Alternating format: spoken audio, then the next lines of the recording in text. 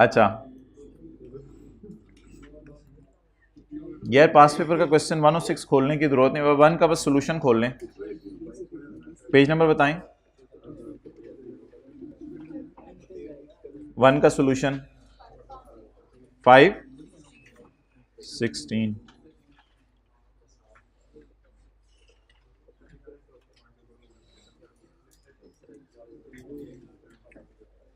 Legal title passes but risk and reward retained. सोचें, legal title customer के नाम हो गया है, सोचें कोई मिसाल, लीगल टाइटल कस्टमर के नाम हो गया है और लेकिन सेलर कह रहे हैं कि अभी तक ये चीज बिकी नहीं है, कि सेल और रिटर्न बेस।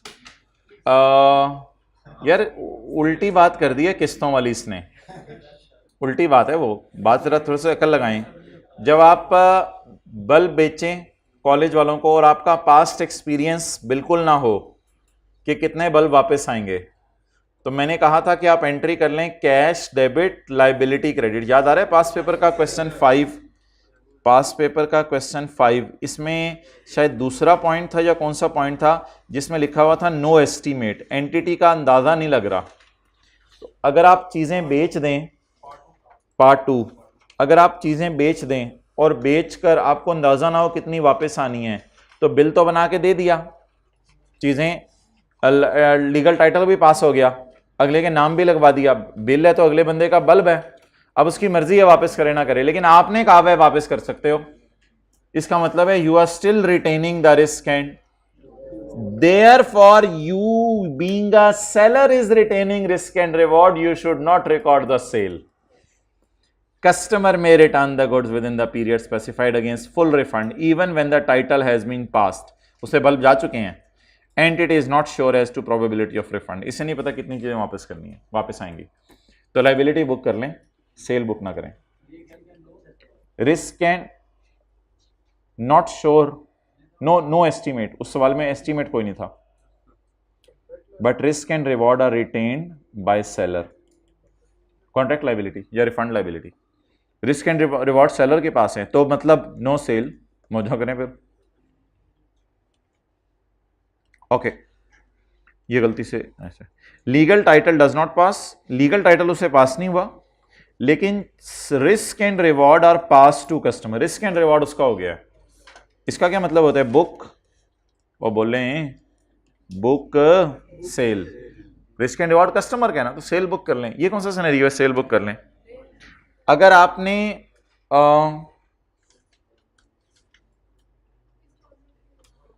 ले हुए सेल में टाइटल भी एंड पे ट्रांसफर होता है और सेल भी एंड पे बुक होती है।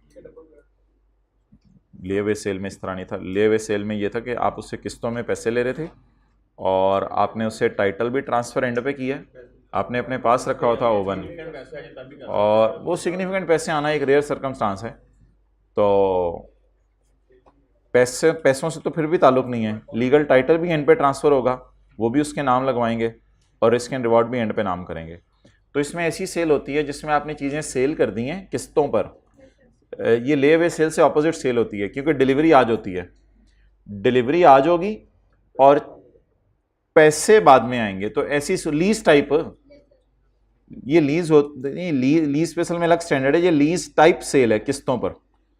तो किस्तों पर चीज आपने बेच दी, तो जब किस्तों पर आपने चीज बेच दी तो ऑब्वियसली आप ट्रांसफर नहीं करेंगे उसको टाइटल, क्योंकि आपको डर होगा वो पैसे ना दे।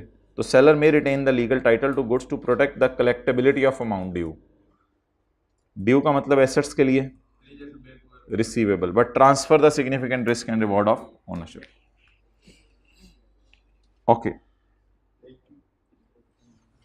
अच्छा हाँ, वो कंसाइनमेंट सेल वाले का सोल्यूशन नहीं पड़ा था, मैं आपको वो उधर से लेके गया था उधर, और आप लोगों ने भी उधर से माशाल्लाह उधर निकल गए थे, और नहीं लिखवाना तो नहीं था, सॉरी यार, इसमें तो आपका कसूर है। पेज नंबर कौन सा था, 418, 454। तो भाई याद रखिएगा, ये जो है ना कंसाइनमेंट से कोई भी सवाल हो उसका सोल्यूशन अगर फैलाना हो तो क्या क्या करें, 5 step. There is a contract of sale between Parvez limited and dealer, दोनों पार्टीज के नाम आ गए, और वो जो 5 शराइत हैं वो आ गई, ये स्टैंडर्ड में दी हुई है 5 शराइत, obligations, payment arms, commercial substance, probability of collection of amount. There is only one performance obligation, transfer of cars. As per contract transaction price would be the list price on the date of sale, सवाल से उठा लिया। During the 6 months thereafter, though not specifically mentioned, अभी तक mention नहीं सवाल में हुआ, आफ्टर लैप्स ऑफ 15 दिन, जब 15 दिन गुजर जाएंगे 6 महीनों बाद, तो 16वें दिन आप सेल कर सकते हैं। Allocate the transaction price, since there is only one वादा तो there is no question of allocation price. Recognise revenue, PL will record revenue, जो आप गाड़ियां बेच देंगे उनमें तो जब थर्ड पार्टीज को बेच दी तब रेवेन्यू रिकॉर्ड हो जाएगा, और जो गाड़ियां बिक नहीं सकेंगी तो उनमें 15 दिन वेट करें 6 महीने बाद, तो 6.5 महीने बाद उनका रेवेन्यू भी बुक कर लें। ऑन 31 मार्च अभी तक हमने कुछ भी गाड़ियां नहीं बेची, ना 6 महीने एक्सपायर हुए हैं, तो ऐसी सूरत में क्या करें? No sale should be recorded. चलें जी, आपके सब्र का इम्तिहान ख़त्म। पास पेपर क्वेश्चन 6 निकालें, फिर आधा घंटा मैंने बचाना है, लीज का सवाल कराना है। पास पेपर क्वेश्चन 6 नहीं, ऐसे ही ज़रा हल्का फुल्का सा एक ओवरऑल।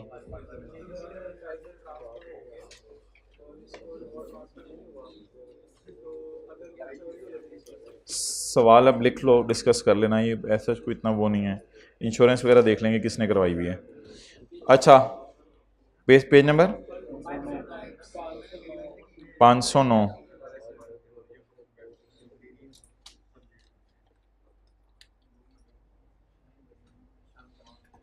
आ जाके अपलोड तो सारी क्लासें होंगी, आ जाके वही पूरा 1.5 घंटा लगवा दिया। गोइटार वर्ल्ड्स normally sells machine A13 for 17 lakh. ये नॉर्मली सेल्स कौन सी प्राइस होती है? Stand alone. Maintenance services for such type of machines are provided separately at 25,000 per month. तो details of 2 contracts for sale are as follows. 2 customers को हमने machine बेची है, एक को कैसे बेची है? ऑन 1 जुलाई 2018, साल के पहले दिन, GW signed a contract with, साल के पहले दिन,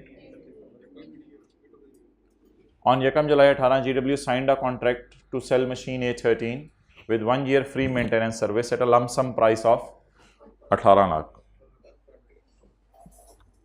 हाँ, हमारा वो कॉन्ट्रैक्ट एसेट और रिसीवेबल वाला फड्डा भी है अभी, वो भी इंशाल्लाह अगली क्लास में करेंगे डिस्कस। रिलैक्स रहें, बस चीज़ों को लोड ना लिया करें, हैं तो हैं, अब रिवीजन ही हो रही है आज भी किसी हद तक। अच्छा, अब मुझे बताएं भाईजान कि what is contract price? 1.8। What is stand alone selling price? Into 6 नहीं ना मेरे भाई, एक बात याद रखिएगा, ये जो टेबल बनता है ये अगर 4 साल का कॉन्ट्रैक्ट है तो 4 साल का टेबल बनेगा। रेवेन्यूज बना के आज रख लेंगे, बुक फिर 6 महीने का ही करेंगे। इस टेबल में क्योंकि प्राइसेस पूरे कॉन्ट्रैक्ट की हैं, इसलिए अगर 4 साल का कॉन्ट्रैक्ट है तो 25,000 ज़रब 12 ज़रब 4 करेंगे आप इधर। ये टेबल पूरे कॉन्ट्रैक्ट का बनता है जी। गुड्स डिलीवर कर रहे हैं और सर्विसेज दे रहे हैं, ज़रब 12, 0.3, टोटल 2। जवाब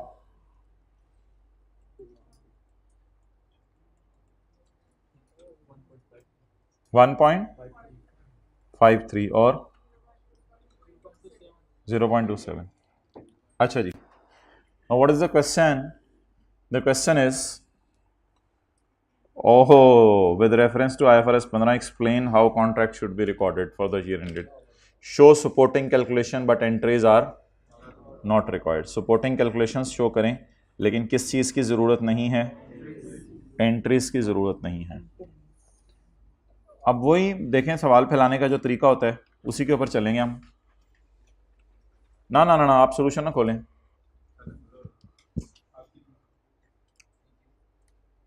ओहो, ये अच्छा जी, प्यार से भी बता देते थे यार, अगले बंदे की जान ना लिया करें। The contract contains 2 distinct performance obligations. गलत बात है। There is a contract between the seller and the buyer identifying the respective rights, responsibilities, payment terms, पहले वो कॉन्ट्रैक्ट वाली 5 बातें होनी चाहिए, फिर आनी चाहिए दूसरा step. The contract contains 2 different performance update is selling the machine and providing the maintenance service. अब वो जो है, the customer can separately benefit from the machine without the maintenance service and the machine and maintenance service are separately identifiable in the context of contract because the seller is not integrating the maintenance services within the machine। तो इसलिए, और याद रखिएगा maintenance तो वैसे भी 2 साल तक होनी है, तो वो मशीन के अंदर कैसे घुसनी है, वो तो बाद में होनी है ना, तो इसलिए मेंटेनेंस को तो हमेशा अलग सर्विस समझिएगा, जैसे इंटरनेट सर्विस थी एक अलग मॉडर्न में। तो the GW will allocate the transaction price between 2 performance obligation as follows। Step 1 उसने डिस्कस नहीं किया, स्टेप 2 डिस्कस कर लिया, स्टेप 3 डिस्कस कर लिया। स्टेप 3 था ट्रांजैक्शन प्राइस, वो ये थी, और ये स्टेप 4 हो गया। अब स्टेप 5 है रेवेन्यू बुक करना। Revenue related to machine would be recorded at a point in time that is on यकम अगस्त है, तो यकम जुलाई को क्या था, अच्छा यकम जुलाई को कॉन्ट्रैक्ट था, वेल डन। तो फिर तो इस रेवेन्यू को भी हम 6/12 नहीं करेंगे, इससे 5/12 करेंगे। while revenue related to maintenance service should be recorded over time। Over time की वजह भी बताइएगा क्या, और maintenance that is customer is entity is providing the service simultaneously and customer is consuming its benefit। वो जो पैरा नंबर 35 है मेरे ख्याल से, तो पैरा 35 वो जो PO सेटिस्फाइड ओवर टाइम की 3 बातें हैं।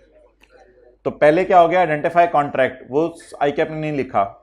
दूसरा हो गया आइडेंटिफाई सेपरेट परफॉर्मेंस, और तीसरा स्टेप हो गया डिटरमिन द ट्रांजैक्शन प्राइस। चौथा स्टेप हो गया एलोकेट द, पांचवा record the revenue eight a point in time और ओवर टाइम। ओवरऑल स्टैंडर्ड की थीम आज आपको समझ आ रही है, तो ये इस तरह डिस्कस हो सकता है।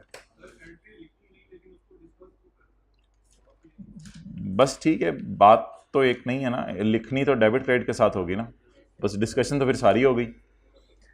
अच्छा, ऑन यकम अक्टूबर 2018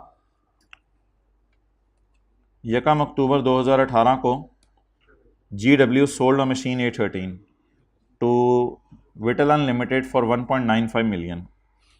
भाईजान जज्बाती हो गए हो। sold a machine for 1.9 million as per the contract। oh अच्छा, the payment would be made after 2 years। तो डिलीवरी आज है यकम, इसको अगर आप फिर डिटेल से बनाना चाहते हैं तो वो तो फिर इस तरह बनेगा, हमारा ईयर एंड कौन सा 18, अगला 20, तो मैंने कब डिलीवरी की है, यकम अक्टूबर को। तो इस साल 12 महीने का इंटरेस्ट बुक होगा, इस साल 3 महीने का इंटरेस्ट बुक होगा, और इस साल 9 महीने का इंटरेस्ट बुक होगा। लेकिन हमारी डिस्कशन तो सिर्फ पहले साल पे रहेगी। अच्छा, दीवानावार किसकी डेट को ढूंढना होता है, कैश। दीवानावार किसकी डेट को ढूंढना होता है, कैश को। कैश कितना मिलना है 1.95 मिलियन, कितने साल बाद। अच्छा, यहां अब मैं लिख दूं कैश, और इसे उठा के डिस्काउंट रेट यूज करके इधर ले आऊं। कौन सा वाला डिस्काउंट रेट, परेशान नहीं होना, वो फेयर वैल्यू दी हुई है 1.7, अब उसे इग्नोर करना है। जब भी कभी सवाल में कैश फिगर दे दे तो फिर कैश फिगर को डिस्काउंट करना है। प्लीज लिख लें, डिस्काउंटिंग के सवालों में सेल फेयर वैल्यू पे बुक नहीं होगी, प्रेजेंट वैल्यू या फ्यूचर वैल्यू पे बुक होगी। डिस्काउंटिंग के सवालों में सेल फेयर वैल्यू पे बुक, अगर फेयर वैल्यू कुछ और हो खैर है, उस पर नहीं बुक करनी। डिस्काउंटिंग के सवालों में सेल फेयर वैल्यू पे बुक नहीं होगी, बल्कि प्रेजेंट वैल्यू या फ्यूचर वैल्यू पे बुक होगी। डिस्काउंटिंग के सवालों में सेल फेयर वैल्यू पे बुक नहीं होगी, बल्कि प्रेजेंट वैल्यू या फ्यूचर वैल्यू पे बुक होगी।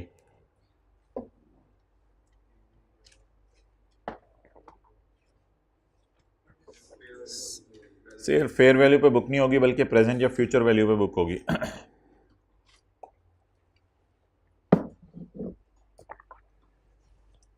ओके,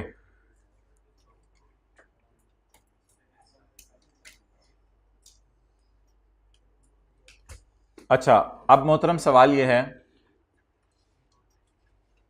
कि बड़ा सिंपल सा सवाल है कि मैंने आपको कहा था कि डिस्काउंट रेट आपने ढूंढना है दीवानावार इंक्रीमेंटल बोरोइंग, लेकिन इंक्रीमेंटल बोरोइंग रेट अगर गिवन नहीं है तो मजबूरन इम्प्लिसिट रेट भी यूज किया। अब सवाल में रेट गिवन नहीं है तो मैं मजबूरी में यहां आज की फेयर वैल्यू लिख रहा हूं 1.7 और फिर मैं छुपा हुआ रेट निकालने की कोशिश करूंगा। अब आप मुझे हेल्प आउट कर दें छुपा हुआ रेट निकालना किसी तरह कि अगर 1.7 आ जाए 2 साल बाद 1.95 है तो वो क्या फिगर होगी जो आप 1.7 को आगे उठा के लेके जा रहे हैं या 1.95 को पीछे उठा के लेके आ रहे हैं। दोनों एक ही तरीके। ज्यादा लोग क्या कर रहे हैं मैं ये पूछ रहा हूं ताकि ऑनलाइन वालों को भी पता चले क्या करना है। बोलें 1.95 को पीछे बुला रहे हैं कि 1.7 कब आ जाएगा। तो कितने लोगों ने ये फॉर्मूला लगाया? मैंने पिछली क्लास में भी लगवाया था। कैलकुलेटर पे लगाएं जरा फॉर्मूला। ऑनलाइन में किसी को समझ ना आया तो कोई भाई वीडियो बना के उधर भेज दें। 7.1% इट इज इम्प्लिसिट रेट। ये निकाल लें क्योंकि मैंने इंटरेस्ट एंड ट्रूस्ट भी निकालना है। 7.1% इम्प्लिसिट रेट निकल आया। मजबूरी में बस ये यूज कर लें। अब आप हजरात मुझे एंट्रीज करवा दें क्या होंगी। डेटर डेबिट सेल क्रेडिट किस पे? 1.7। Debtor debit interest income credit. यार अब तो बड़े हो गए हुए हैं, अब टेबल बनाए बगैर आज करने दें। Debtor debit interest income credit 1.7 carrying amount होगी डेटर अकाउंट में। 1.7 into 7.1% into 7.1% into into into 3/12। अब तो बड़े हो गए हैं, इस तरह एंट्रीज कर सकते हैं हम टेबल बनाए बगैर। 1 साल की एंट्रीज हो तो टेबल बनाने की क्या जरूरत है, चार्ट डालने। कुछ बच्चे तो लीज में भी पहले साल की जनरल एंट्रीज टेबल बनाए बगैर कर रहे हैं, ज्यादा हो गई है। ना करें, पहले साल का टेबल तो बना ही लिया करें, 1 आधा मिनट लगता है। तो ये किसका रेवेन्यू बुक हो गया? सेल्स का। सेल्स का। Maintenance services would also be provided. अब मशीन की प्राइस अलग दे दी थी तो maintenance services would also be provided. तो इसकी entry cash debit revenue credit 25,000 ज़रब 3 0.075 या 75।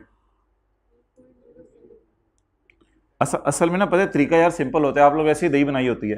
25,000 को ज़रब दे 3 से, जो जवाब आए कैलकुलेटर पे लिखने डिवाइडेड बाय 1 मिलियन, बात खत्म। अपने आप को मुश्किल में डाला होता है सोच के 0.075 या डिवाइड बाय 1 मिलियन लिखें, जवाब बता दें 0.075। अब ये फिगरें पूरे निकाल के रख ली हैं, इनकी डिस्कशन करनी है। लेकिन मेरे ख्याल से ये वाली सारी डिस्कशन अब जो है वो हमारी रेवेन्यू रिकॉग्निशन के एतबार से है। तो इससे पहले कॉन्ट्रैक्ट आइडेंटिफाई करना, इसमें ये लफ्ज़ जरूर लिख के आएगा, वो जो एक लफ्ज़ मैंने आपको पिछली क्लास में बताया था, there is a significant financing involve in the transaction. तो ट्रांजेक्शन में सिग्निफिकेंट फाइनेंसिंग कंपोनेंट है, इस वजह से हम चीज़ों को डिस्काउंट करेंगे। Contract contains 2 distinct performance obligation, that is selling the machine and providing the contract includes a significant financing component in respect of sale of machine which is evident from the difference between 1.7 and 1.95। असल में ना paper में आपने ना ढूंढना है cash price को, cash किस दिन जा रहा है, कैश जा रहा है 2 साल बाद, उसको पकड़ के बस पीछे लाना है। क्रेडिट सेल के सवालों में पीवी निकालनी है और एडवांस फ्रॉम कस्टमर के सवालों में फ्यूचर वैल्यू निकालनी है। Revenue related to machine would be recorded upon delivery. Revenue related to maintenance service would be recorded as service are rendered. और उसमें आगे अब आप बड़े हो गए, अब आप लॉजिक शॉजिक दे के आइएगा, पहले आई कैप इतनी तफसील में जाने देता था। When the performance obligation is satisfied and at this stage the PO is satisfied over time because as and when we are rendering the service he is simultaneously receiving the service and consuming the service. The difference between the promised consideration and cash selling price of 2.5 lakh would be recognized as interest revenue over 2 years using the implicit rate. Implicit rate उसने निकाल के दिया हुआ है। So sale of machine should be booked at 17 lakh. Interest income should be booked at 30175 and maintenance services should be booked at 75,000। तो ये तीनों चीजें उसने रेवेन्यू में डाली हुई हैं। रेट गिवन होता तो फिर हम उसी रेट को यूज करते, एक्सेलेंट, फिर हम 1.7 को यूज ना करते। हाँ जी, अच्छा जी,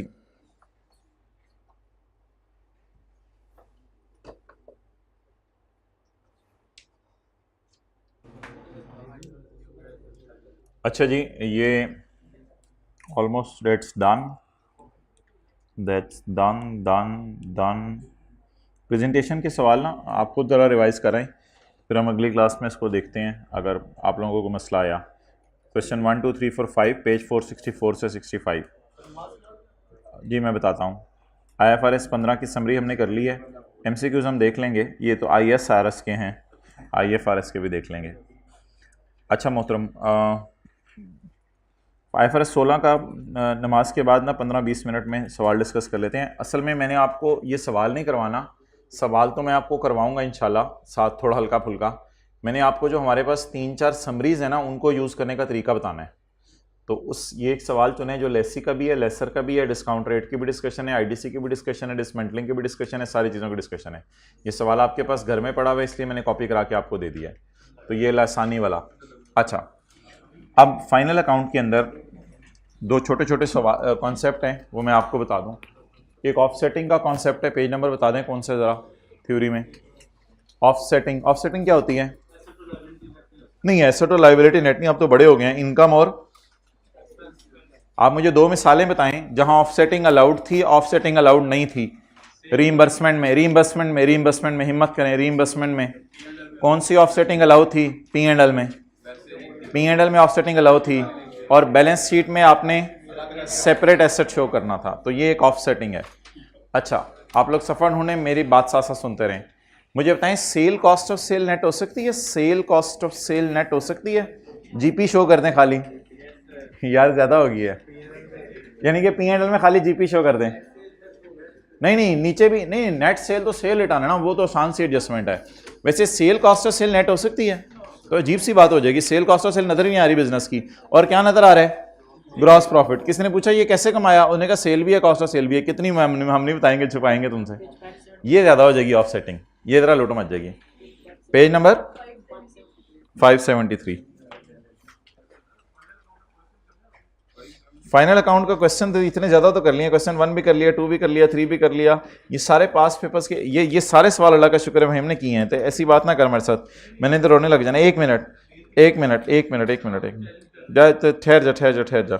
मैं ज़रा एक दफ़ा इसको बता दूं कि फाइनल अकाउंट के जो सवाल हैं, हमने जो है वो ये फाइनल अकाउंट के जो सवाल हैं, ये वाला भी कर लिया था, ये वाला भी कर लिया था, ये वाला भी कर लिया था, ये वाला भी कर लिया था, ये वाला भी कर लिया था, ये सारे हमने कर लिए हैं। IAS 12 के साथ जो फाइनल अकाउंट का सवाल आता है वो असल में शायद हमने इसके अंदर डाला हुआ है कहीं।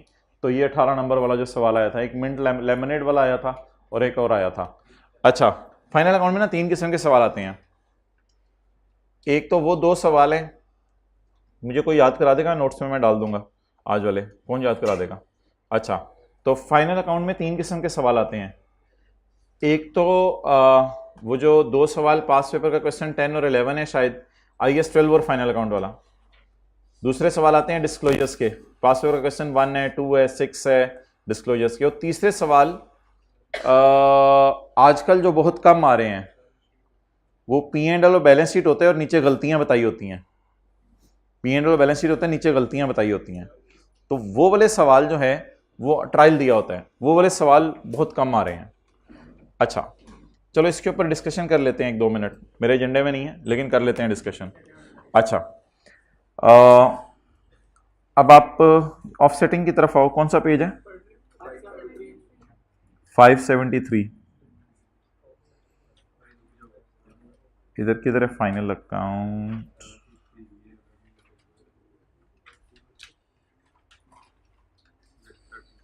अच्छा,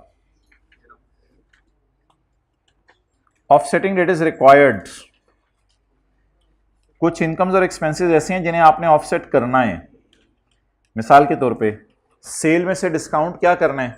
माइनस, और P&L के मुंह पर सेल फिर शो करनी है। असल में जो हमारा कंपनी लॉ है ना, ये तो स्टैंडर्ड की बात हो रही है कि हमारा जो कंपनी लॉ है ना, वैसे वो कहते हैं कि सेल और डिस्काउंट अलग अलग नजर आना चाहिए, इसलिए हम सेल और डिस्काउंट अलग अलग शो करते हैं, लेकिन नेट करके भी शो किया जा सकता है एज पर IFRS। अच्छा, offsetting of income and expenses that is allowed, जो अलाउड है, that is allowed. Fixed asset आपने बेचा 50 का, इसकी बुक वैल्यू थी 30, गेन कितना आ गया 20। ऑप्शन 1 इसको अदर इनकम में शो कर दें, ऑप्शन 2 इसको अदर इनकम में शो कर दें, इसको एक्सपेंसेस में।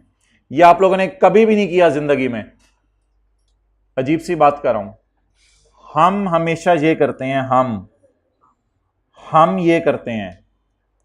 ये भी हो सकता है क्या पूरा कंसिडरेशन को कहां डाल दो, अदर इनकम में, और बुक वैल्यू को कहां डाल दो, ये भी हो सकता है। क्या लिखा हुआ है लफ्स, ये ऑफसेटिंग क्या है, हम कभी नहीं करते, हम ये करते हैं। आपको याद है हमेशा अदर इनकम में 20 हम डालते हैं, बल्कि कंसोलिडेशन में भी मैं कहता था 20 अदर इनकम में पड़ा, वैसे उल्टा दें। ये डिस्पोजल अकाउंट बनाया है मैंने 50 और 30।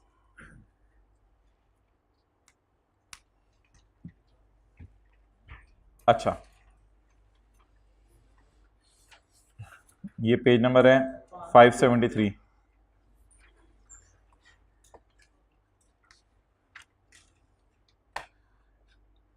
Okay,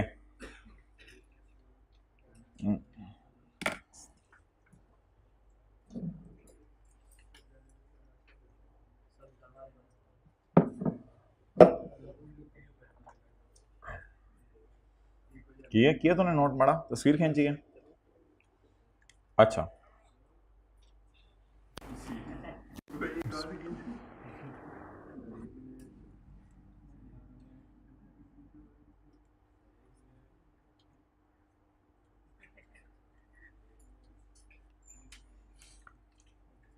okay, offsetting of income and expenses that is not allowed.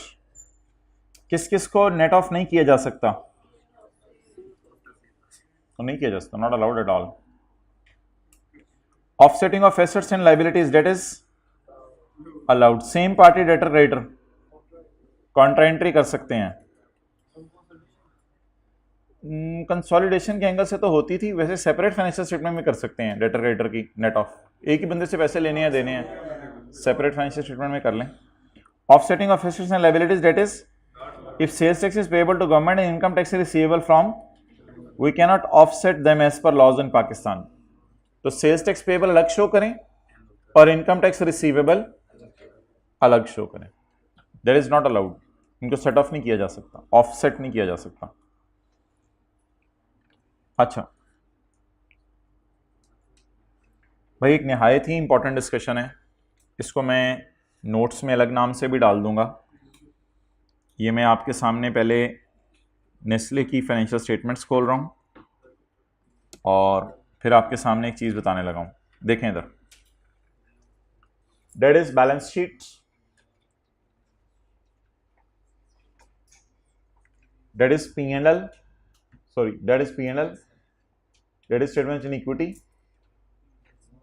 ये है notes to the financial statement. इनमें मैंने कहा था legal status and nature of business, basis of preparation statement of compliance.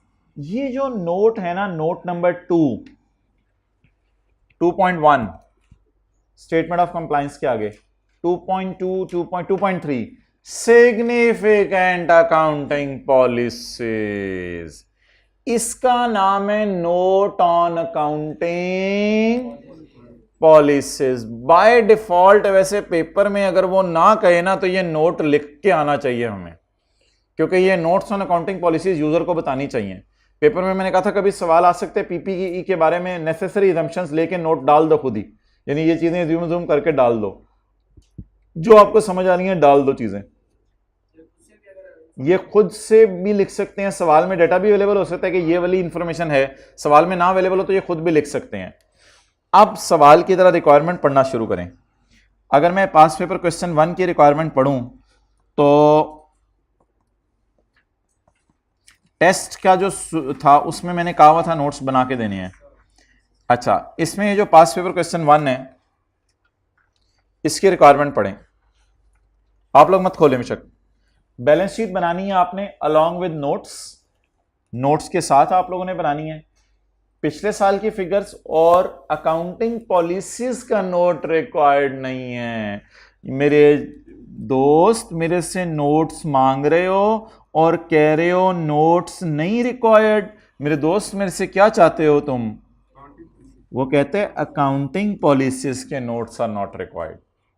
इसका मतलब है अगर आप इस सवाल के सॉल्यूशन में जाएं तो हमने बैलेंस शीट बनाई है, उसके बाद हम ऐसा किया हमने कि डायरेक्टली शेयर कैपिटल और पीपी और इनके नोट की तरफ चले गए। ये जो अकाउंटिंग पॉलिसियों शॉलिसियों के नोट 2-3 दफा आपको मैंने पढ़ने को कहा हुआ है, इनको हमने लिफ्ट नहीं कराई। Legal status and nature of business तो लिख दिया करो यार, वो तो नोट्स ऑन अकाउंटिंग पॉलिसी नहीं है जब डाटा अवेलेबल हो। मुझे ये डर है कि अगर नंबर ज्यादा हुए और अकाउंटिंग पॉलिसीज का नोट बनाने का मना भी नहीं किया उसने, तो बनाना पड़ सकता है कभी। टेस्ट वाले क्वेश्चन में तो कहा था बनाने को स्पेसिफिकली। डेटा जितना था फिर नेसेसरी असम्पशन देके बना दिया था। हाँ, नहीं सॉल्यूशन अपलोड हुआ हुआ उसका। अच्छा, क्वेश्चन नंबर 2 ठीक है, वो भी डिस्कस कर लेंगे अगली क्लास में। मेरी तरफ से तो कोई मसला नहीं है, डिस्कशन के लिए मैं हमेशा हाजिर हूँ। तो मसला तो आप लोगों को पड़ा हुआ है, मुझे तो मसला बिल्कुल नहीं है। आई एम अवेलेबल, मैं अल्लाह का शुक्र आई एम अवेलेबल। मसला इज एट योर एंड, जाएं छोड़ें। हाँ जी, स्टेटमेंट ऑफ कंप्लाइंस भी दी हुई थी। स्टेटमेंट ऑफ कंप्लाइंस ना दिया करें अनलेस के सवाल मांग ले, और अगर आपको लग रहा हो सवाल में 2-3 एडजस्टमेंट है और नंबर 15-16 है तो फिर सब कुछ ही दे दें फिर। अच्छा, पास पेपर का क्वेश्चन 2 की भी ये रिक्वायरमेंट है। बोलो बोलो बोलो। बैलेंस शीट बनानी है, रेलिवेंट नोट्स बनाने हैं और अकाउंटिंग पॉलिसीज का नोट नहीं बनाना। तो ये अब लफ्ज समझ आया जो आ रहा है, अकाउंटिंग पॉलिसीज का नोट। बड़ी बड़ी इंपॉर्टेंट बातें, सवालों की रिक्वायरमेंट डिस्कस हो रही है और तुम लोग बातें कर रहे हो। क्वेश्चन 3 की रिक्वायरमेंट अजीब है यार, इनको चुप कराओ या तीनों को कह दो माजरत। कंपैरेटिव फिगर रिक्वायर्ड नहीं है, तभी अगर सवाल साइलेंट और कंपैरेटिव डेटा दिया हो तो फिर दे के आए, बैलेंस शीट में भी नोट्स में भी। अच्छा जी, क्वेश्चन 3 मजे का है। बैलेंस शीट बनानी है, P&L बनाना है, लेकिन comparative figures and notes are not required at all. तो ना कंपैरेटिव फिगर्स बनानी है ना नोट्स बनाने हैं। अब नोट ऑन अकाउंटिंग पॉलिसी तो दूर की बात है, वो कहते हैं ये जो नोट्स बना के तुम नीचे चार्ट डालते हो ये डालना ही नहीं। लेकिन ये तो पता नहीं किस जमाने का सवाल है, आप कैसे सवाल कहाँ आते हैं, आप तो नोट्स के सवाल में आते हैं। अच्छा, ये मैं कह रहा था, एक पास पेपर क्वेश्चन 1-2 टाइप सवाल आ रहे हैं डिस्क्लोजर्स के, और एक पास पेपर क्वेश्चन 3 टाइप सवाल है जिसमें P&L भी दिया हुआ है, बैलेंस शीट भी मांगा हुआ है, लेकिन नोट्स नहीं मांगे हुए। और उसके बाद 30-35 कंसोलिडेशन मिला के उसके बाद अगर आप देखें तो फिर आपको सवाल मिलेगा इस टाइप के जो आ रहे हैं आजकल, IAS 12 और वो मिला के। तो वो दो सवाल है। क्वेश्चन 10 SOCI बनाएं, IFR और करंट और डेफर्ड टैक्स की वर्किंग बनाएं। पास पेपर क्वेश्चन 11 की भी यही रिक्वायरमेंट है। P&L बनाएं, OCI बनाएं और टैक्स का नोट बनाएं। तो या तो ओवरऑल नोट्स के सवाल आ रहे हैं या IAS 12 का नोट का सवाल आ रहा है साथ, और या इसमें करना क्या होता है, इसमें मैंने आपको मशवरा दिया था क्वेश्चन 11 जब करवाया था कि स्टेप 1 PBT बना के P&L बना के PBT तक पहुंचें, फिर पहुंचने के बाद करंट टैक्स की वर्किंग शुरू करें। लेकिन अगर टाइम कम है तो खुदा के लिए PBT तक पहुंचना भूल जाएं, सीधे सीधे मार्क्स लें, क्योंकि करंट और डेफर्ड टैक्स की वर्किंग ज्यादा आसान है, वो P&L बनाने से भी ज्यादा आसान है, उसमें फौरन मार्क्स मिलते हैं। अच्छा चलें जी, हमारा सारी बात अल्लाह का शुक्र है क्लोज हो गई है। 1:45 से 2:15 तक मैंने लीज की डिस्कशन करनी है, वो आपकी मर्ज़ी है, आपने ऑनलाइन लेनी है ऑफलाइन लेनी है। 4 से 5 मिनट अब आप हजरात ने मुझे बड़ी अटेंशन के साथ देने हैं। FAR 1 की एक चीज़ खुदा ना खास्ता अगर उसने पूछ ली तो वो पंगा हो जाएगा, फिर उस चीज़ को देख लेना ज़रूरी है। मुझे पेज नंबर अगर आप बता सकें, आज के नोट्स में एक सवाल है फ़ख्र वाला, मैंने पेज नंबर घर में डाला हुआ है, page number 611।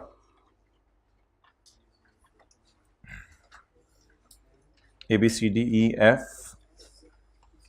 611 statement in equity FAR1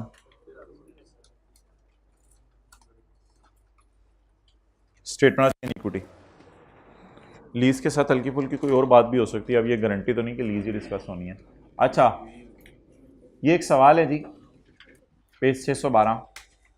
ये सवाल आता था उसका क्या कहते हैं, जिस वक्त IS 8 FAR1 में होता था, तो ये उसने आपको फाइनेंशियल स्टेटमेंट्स दी हुई, आपको पता है IS 8 में ये हमारे साल के प्रॉफिट्स होते थे, ड्राफ्ट और surplus arising during the year, PCI में जो जाता है, इसको हम पैट और OCI लिख के ऐसे ले जाते थे। अच्छा, इसमें आपको पता है स्टेटमेंट इन इक्विटी में सिर्फ 19 का साल आता है, 18 का साल आता है, 17 के साल को हम लोग इग्नोर करते होते हैं IS 8 में, क्योंकि हमने 2 साल की बनानी होती है ना स्टेटमेंट इन इक्विटी, तो इसको हम इग्नोर करते होते थे और हम कहते थे ये ओपनिंग आरई में पड़ा हुआ है, ओपनिंग आरई में पड़ा हुआ है। और मेरे ख्याल से आप लोग एक काम रीस्टेट करते थे, एक्सीलेंट। 31/12/19 का सवाल आप शुरू करते थे 1 जनवरी 18 से स्टेटमेंट इन इक्विटी बनाने के लिए। 31/12/19 का सवाल शुरू करते थे कहां से? 1 जनवरी 18 से। अच्छा, अब बड़ा आसान सी एक आधी गलती हुई है सवाल में। हमारा साल है 19 का। It was identified that annual payments for machine acquired on lease have been recorded as an expense. बता दे P&L में क्या चला गया? Rent expense. रेंट एक्सपेंस खर्चा टाइप चीज है, क्या जाना चाहिए था? डेप्रिसिएशन और इंटरेस्ट। डेप्रिसिएशन और, ये गलती किस साल की हुई है? पिछले साल गलती हुई है। अब 2 साल आपने गलती सही करनी है, 2 साल आपने गलती सही करनी है। रेंट कितना है बोल दें? 25। आपने क्या करना है? आपने 19 के प्रॉफिट को पकड़ना है और पकड़ के इसमें 25 एक्सलेंट ऐड कर देना है। ऐड करने के बाद आप लोगों ने पहले साल का इंटरेस्ट और डेप्रिसिएशन यहां से माइनस करना है और दूसरे साल का इंटरेस्ट और डेप्रिसिएशन। ये एडजस्टमेंट कितने लोगों को समझ आ गई? जरा हाथ खड़ा कर दें। क्या P&L में चला गया रेंट? क्या जाना चाहिए था? इंटरेस्ट। और आप क्या करें? क्या उल्टाएं? खर्चा उल्टाएं। कौन सा साइन? क्या माइनस करें? इंटरेस्ट और डेप्रिसिएशन। हिम्मत करके ये जरा फिगर देखें इंटरेस्ट की, सिर्फ इंटरेस्ट की देख लें पहले साल की। 13, 12 छोड़े। ये एडजस्टमेंट देखें जो मैंने स्टेटमेंट इन इक्विटी में की है। एडजस्टमेंट देखिएगा, ये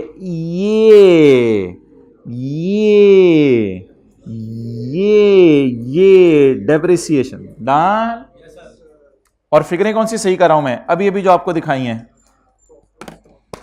98 और 84 डन। बस अगली एडजस्टमेंट मैं नहीं करा रहा, ये टीचर ने आपको कराई होती है FAR1 में। ये IS 40 का मॉडल था। कौन सा मॉडल गलती से यूज हो गया था? पॉलिसी चेंज हुई थी, मादरत पॉलिसी चेंज हुई थी, और पॉलिसी चेंज का इफेक्ट रीट्रॉस। कितने लोगों को याद आ रहा है? ये सवाल कराते हैं टीचर, ये सवाल कराते हैं सिर्फ पहला पॉइंट डलवा के FAR1 में। उसमें क्या हुआ था? ओल्ड पॉलिसी कौन सी थी? नई पॉलिसी किसकी तरफ जा रहे हैं? अब क्या करेंगे? जल्दी बताएं। कॉस्ट मॉडल वाली डेप्रिसिएशन उल्टा कर रिवैल्यूएशन मॉडल वाला गेन ऐड करेंगे। डेप्रिसिएशन उल्टाना किस साइन के साथ? प्लस, और गेन रिकॉर्ड करना भी प्लस साइन के साथ। लेकिन प्लीज ये गलती ओपनिंग आरई में सही होगी, ये वाली गलती भी ओपनिंग आरई में सही होगी। प्रायर एरर नहीं, पॉलिसी चेंज। ये वाली 18 के प्रॉफिट में सही होगी और ये वाली 19 के प्रॉफिट में सही होगी। ये मैं भी आपको नमाज के बाद शो करता हूं कहां सही हुई भी है। 150 पे आ जाए इंशाल्लाह, ताकि 220 तक आपको फ्री कर दिया जाए लीज वाला सवाल करा के।